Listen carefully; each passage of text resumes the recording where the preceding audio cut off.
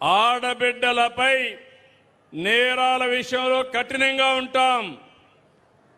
ఎవడైనా సరే మహిళలపై నేరాలకు పాల్పడితే అదే చివరి రోజు చెప్పా చేసి చూపిస్తానని మరొక్కసారి హెచ్చరిస్తున్నా. మానవ మృగాలు అక్కడక్కడ ఇంకా కూడా రెచ్చిపోయే పరిస్థితులు ఉన్నారు. అలాంటి వారిని హెచ్చరిస్తున్నా. చిన్న పిల్లల పట్ల పైశాచికంగా వ్యవహరిస్తున్నారు. ఈ విషయమే నేను చెప్పాను. సిబిఎన్ వస్తానే లా అండ్ ఆర్డర్ కంట్రోల్ కావాలి. నేరస్తులకు రౌడీలకి ఆంధ్రప్రదేశ్లో చోటు లేదు. ఈ విషయం చాలా స్పష్టంగా హామీ ఇచ్చాను. ప్రజలు ప్రాణాలు కాపాడే రాజకీయాలు ఒకవైపు, ప్రజలను భయపెట్టి మోసాలు చేసే రాజకీయాలు ఇంకొక వైపు. ఇది మన రాష్ట్ర పరిస్థితి. రాష్ట్రంలో జరుగుతున్న సంక్షేమం సూపర్ 6 సూపర్ హిట్ చేసిన ఘనత కూడా ఈ ప్రభుత్వానిది. అభివృద్ధి సుపరిపాలనతో ముందుకు పోతున్నాం. ఇది చూసి గొడ్డలి పార్టీ తట్టుకోలేకపోతుంది. ఫ్రస్ట్రేషన్ లో ఉన్నారు. గంగ వెర్రులెత్తున్నారు. నోరు తెరిస్తే అబద్ధాలు. మీడియా ముందుకొచ్చి మాయా నాటకాలు. మీరందరూ ఆలోచించుకోవాలి. ఇది ఒక రాజకీయ పార్టీ నైజం, అదే గొడ్డలి పార్టీ. ఈ సందర్భంగా మీ అందరికీ ఒకటే 11 విషయాలు విజ్ఞప్తి చేస్తున్నా. నేను 48 ఏళ్లుగా రాజకీయాల్లో ఉన్నా.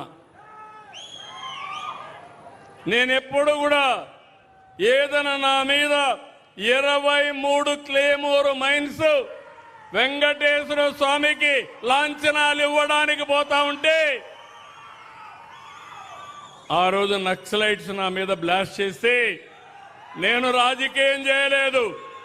ఒకవేళ నా ప్రాణాలు పోయి ఉంటే కూడా మీకోసం నా ప్రాణాలు పోయాయనుకుంటాను తప్ప నేను ఎప్పుడు భయపడలేదు.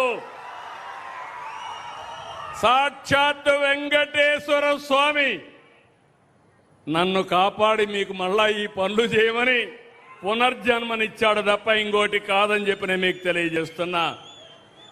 వివేక హత్య నాటకాలు అంతిమని అడుగుతున్నా. మీ అందరికీ తెలుసా లేదా అని అడుగుతున్నా. వివేకానంద్ ఎవరు హత్య చేశారు తెలుసా లేదా? మీకు తెలుసంటే చేలిపైకెత్తండి. నిన్నేం మాట్లాడాడు పెద్ద మనిషి చూశారా? నంగా నాచిగా మాట్లాడాడు. నేనే చంపించానని ఇప్పుడు కూడా మాట్లాడుతున్నాడు. ఆ రోజు నాటకాలేసి తప్పుడు వార్తలు రాసి రాజకీయ లబ్ధి పొంది మళ్ళా ఇప్పుడు మాట్లాడుతున్నాడు. కోడి కత్తి డ్రామా జ్ఞాపకం ఉందా మీకు? గులకరాయి డ్రామా జ్ఞాపకం ఉందా మీకు? ప్రజల్ని మోసం చేసే ఎత్తుగడ, దుర్మార్గానికి పరాకాష్ట. దళిత డ్రైవర్ సుబ్రహ్మణ్యాన్ని హత్య చేసి డోర్ డెలివరీ ఇంటి దగ్గర అప్పజెప్పి అంత్యక్రియలు చేసుకోమనే అరాచకం. అలాంటి వాడికి సన్మానం చేసే నీచ సంస్కృతి ఈ గొడ్డలి పార్టీది. మాస్క్ అడిగినటువంటి కరోనా సమయంలో దళిత డాక్టర్పై దాడి చేయించి వేధించి అతన్ని చంపేసినటువంటి వ్యక్తులు వీళ్ళు. ఇంకో పక్క కుటుంబ బంధాలపై గొడ్డలి వేటు. తల్లికి చెల్లెలికి ఆస్తి అంటే వాళ్ళకి ఇవ్వకుండా వేధించడం. విన్నారా మీరు ఎప్పుడైనా? హిందూ సాంప్రదాయం మీకు గుర్తుందా? తల్లిదండ్రులు సంపాదించిన ఆస్తులో అందరికీ సమాన హక్కు ఉంటుంది కదా అని అడుగుతున్నా.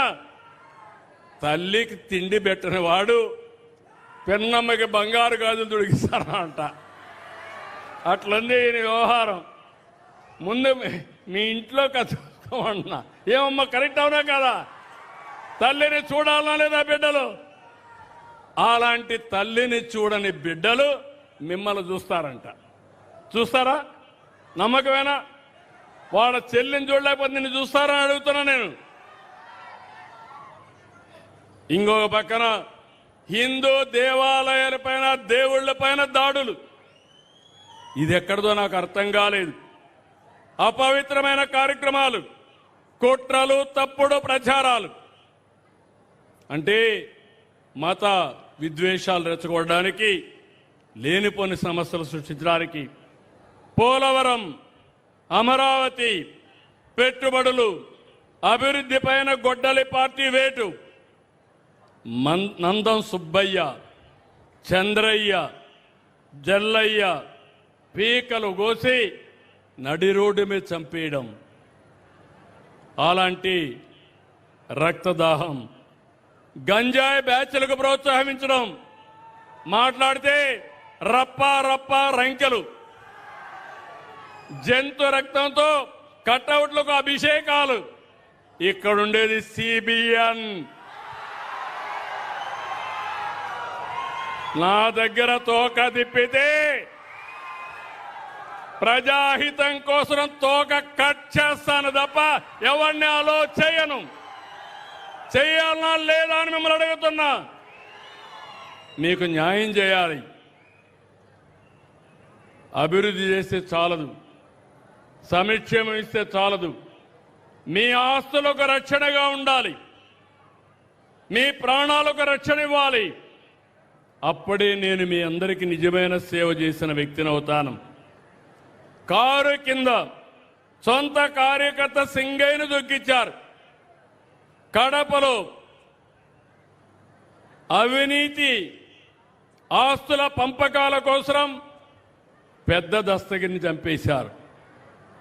కులాలు, మతాలు, ప్రాంతాల మధ్య చిత్తు పెట్టి రోజుకొక నాటకం, పాస్టర్లతో దాడి డ్రామాలు.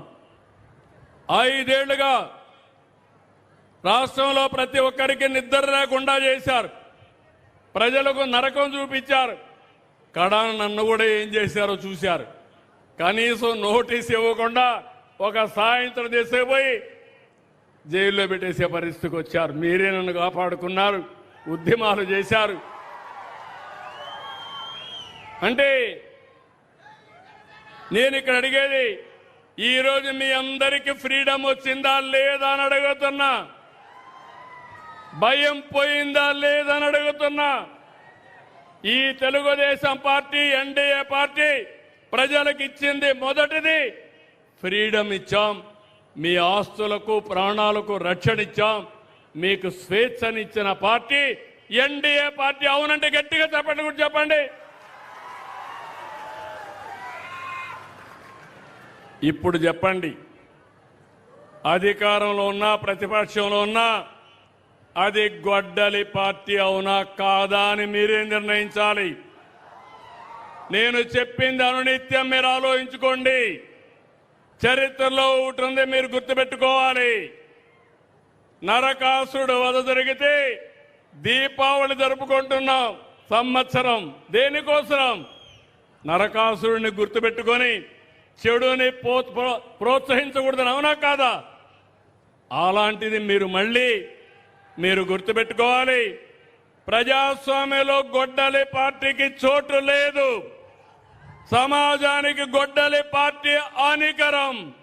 గొడ్డలి పార్టీ నెవర్ అగైన్. మీ మనసులో రావాలి. నాకు మంచి జరగాలంటే ఈ గొడ్డలి పార్టీ రాకూడదని మీరు పూజలు చేయాలి.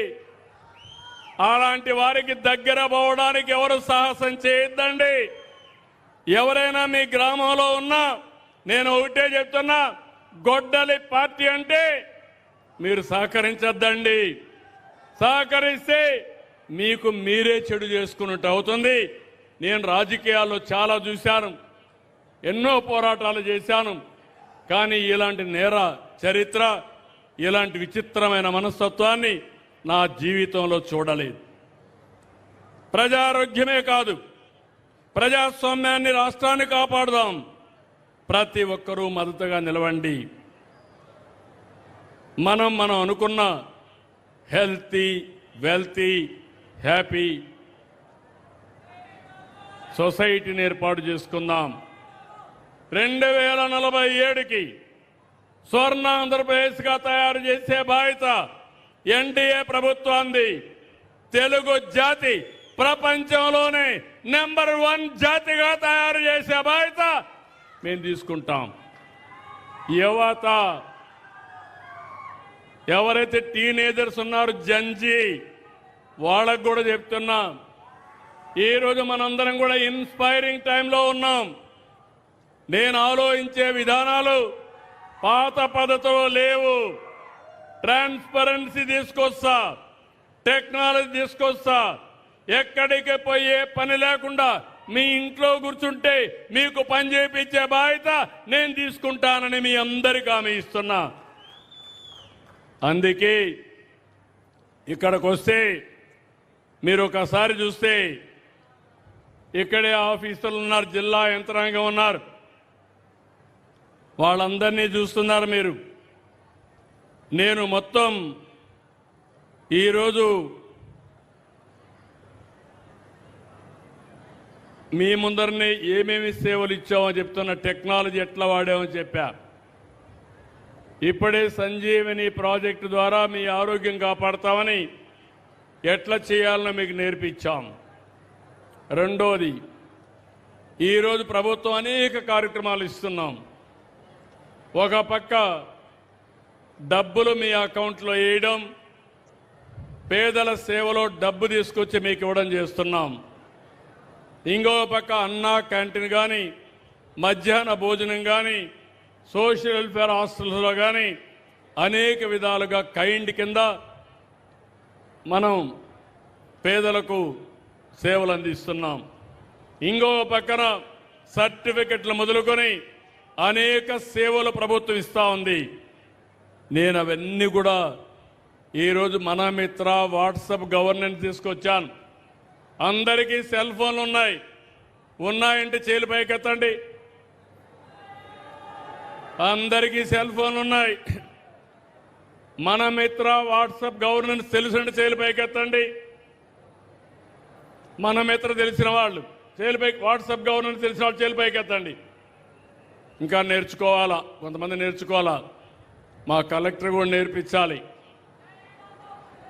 ఏదో స్వర్ణ గ్రామం ఉంది, స్వర్ణ వార్డు ఉంది, వీళ్ళు నేర్పించాల్సిన అవసరం ఉంది.